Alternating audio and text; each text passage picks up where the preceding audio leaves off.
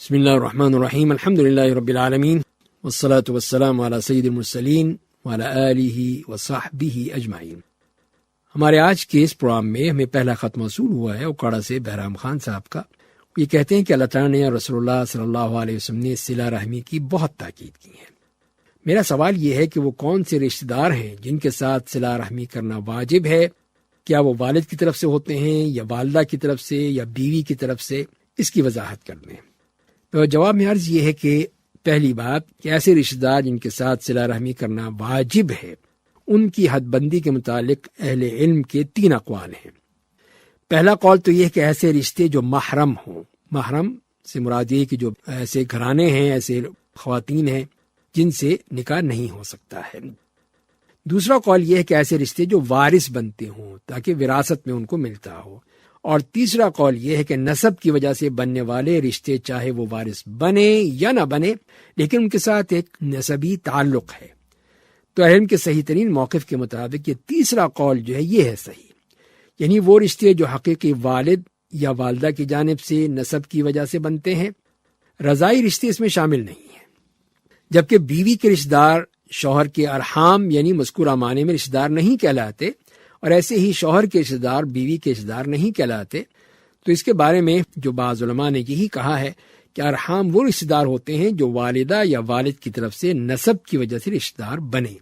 یہی رشتے اللہ تعالیٰ کی سورۃ الانفال اور سورۃ الاحزاب میں حکم کے مقصود ہیں، جس میں فرمایا گیا ہے کہ اولو الارحام بعضهم اولی ببعض فی کتاب اللہ۔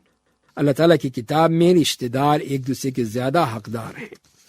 آیت میں مذکورہ رشتہ داروں میں قریب ترین یہ ہیں: باپ، دادا، مائیں، نانیاں، دادیاں، بیٹے، پوتے، نیچے تک۔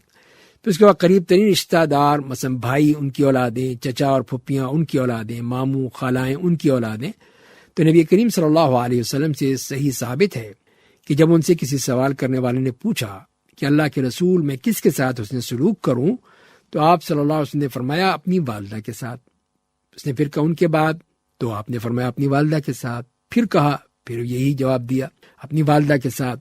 اور پھر اس نے پوچھا ان کے بعد، تو آپ نے فرمایا اپنے والد کے ساتھ، اور پھر جو بھی قریب ترین رشتہ دار ہو۔ جبکہ بیوی کے رشتہ دار اگر شوہر کے رشتہ دار نہیں ہے تو وہ شوہر کے ارحام نہیں ہے، کیونکہ وہ شوہر کی اولاد کے ارحام ہو سکتے۔ لہذا میاں بیوی کے رشتہ دار ایک دوسرے کے لیے ارحام نہیں ہے، لیکن پھر بھی ان کے ساتھ حسن سلوک کرنا چاہیے، کیونکہ یہ میاں بیوی کے درمیان حسن معاشرت کا سبب بنے گا۔ اس سے دونوں میں باہمی محبت اور الفت بڑھتی ہے۔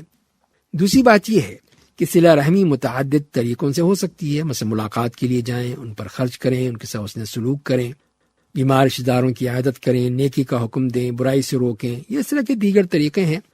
اسی کا علامہ نووی فرماتے ہیں کہ صلہ رحمی رشتہ داروں کے ساتھ حسن سلوک کا نام ہے۔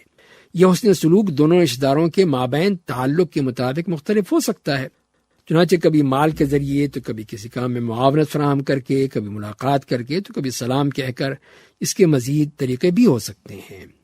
اسی طرح بعض علماء کہتے ہیں کہ صلہ رحمی اس طریقے سے ہوگی جو لوگوں کے یہاں متداول اور معروف ہو، کیونکہ کتاب و سنت میں صلہ رحمی کی نوعیت، صنف اور مقدار کا تعین نہیں کیا گیا، بلکہ آپ صلی اللہ علیہ وسلم صلہ رحمی کسی معین کی صد مقید بھی نہیں کیا، بلکہ اسے ویسے ہی مطلقاً چھوڑ دیا ہے۔ اس لیے کہ صلہ رحمی کے لیے عرف کو دیکھا جائے گا۔ جو چیز عرف میں صلہ رحمی ہے وہ صلہ رحمی کہلائے گی، جو اس میں قطع رحمی کہا جاتی ہے وہ قطع رحمی کہلائے گی۔ تو لہذا پھر اس کے لحاظ سے دیکھا جائے گا کہ لوگ کس چیز کو پسند کرتے ہیں۔ جیسے کہ ہمارے ہاں یہ ہے کہ ہم ایسی مناسبات میں، کسی کے ہاں کوئی شادی ہے، ولیمہ ہے، عقیقہ ہے، یا عید کا موقع ہے، یا اور کوئی خوشی کا موقع ہے، تو ہم جاتے ہیں، ان کو مبارکباد دیتے ہیں، ان کو ہدیہ تحفہ دیتے ہیں۔ تو یہ ایک عرف ہے، اس کے مطابق اگر ہے وہی صلہ رحمی کہلائے گی۔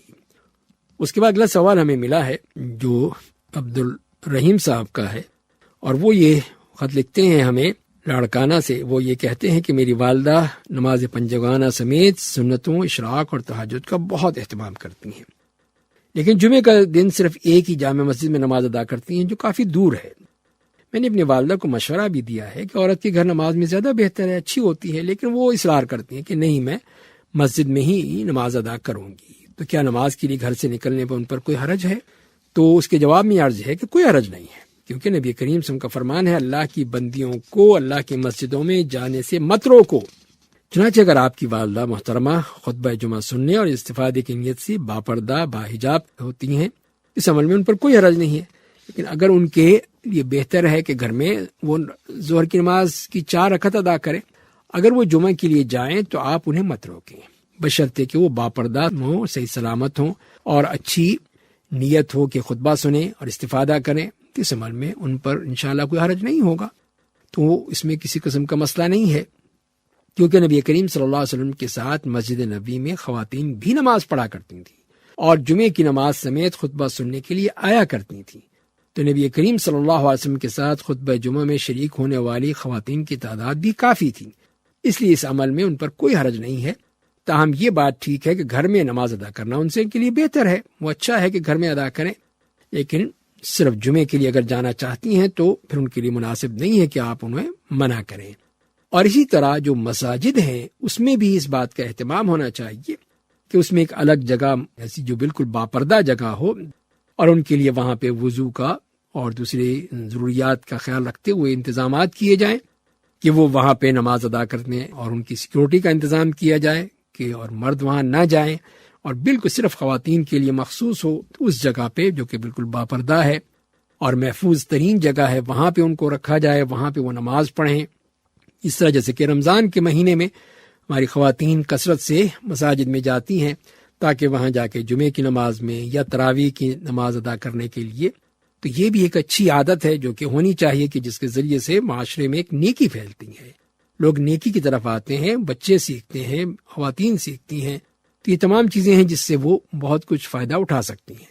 تو لہذا ان کو منع کرنا درست نہیں ہے، بلکہ ان کے لیے تو آسانی پیدا کرنی چاہیے کہ وہ آسانی کے ساتھ، امن و سکون کے ساتھ، اطمینان کے ساتھ وہاں پہ وہ نماز ادا کر سکیں، شریک ہو سکیں، اور جو کچھ بھی وہاں پہ درس ہوتا ہے، خطبہ ہوتا ہے، اس سے وہ فائدہ اٹھا سکیں۔ تو یہ یقیناً ان کے لیے بھی اور ان کے گھر والوں کے لیے بھی ایک بہت ہی بڑی نعمت ہوگی جس سے وہ فائدہ اٹھائیں گے۔ اللہ تعالی ہمیں عمل کرنے کی توفیق عطا فرمائے۔